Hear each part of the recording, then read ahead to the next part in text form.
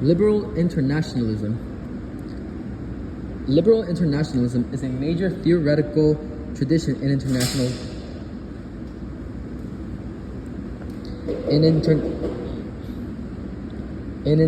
relations that argues states can achieve peace, stability, and progress through cooperation, international institutions, economic interdependence, and the spread of democratic values. Yippee. Its origins trace back to classical liberal philosophers such as John Locke, Adam Smith, and Immanuel Kant, K-A-N-T. Locke emphasized individual rights and government based on consent.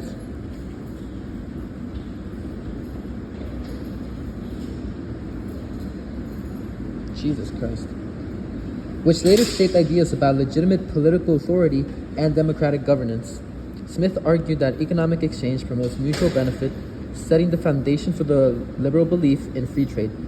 Kant's famous word, perpetual peace, proposed that republican democratic states, commercial ties, and international law create a self-reinforcing peace.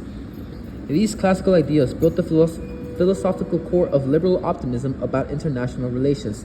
In the modern era, leading scholars associated with liberal internationalism include Woodrow Wilson, who attempted to institutionalize liberal ideas after World War I and post-World War II. Thinkers such as ignore this guy, Joseph Nye, do better, G. John Ickenberry,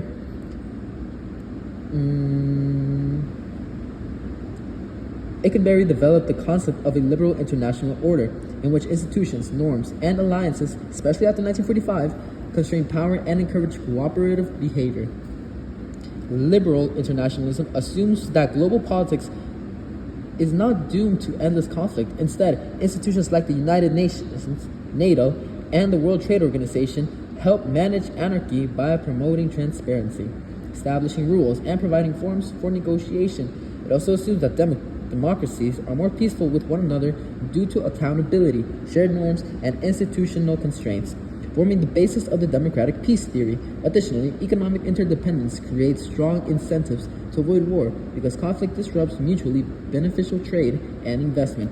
The theory takes an optimistic view of human nature, arguing that individuals and states are capable of cooperating, learning, and progress. The primary actors include both states and international institutions, which together create a rule-based system. Liberal internationalism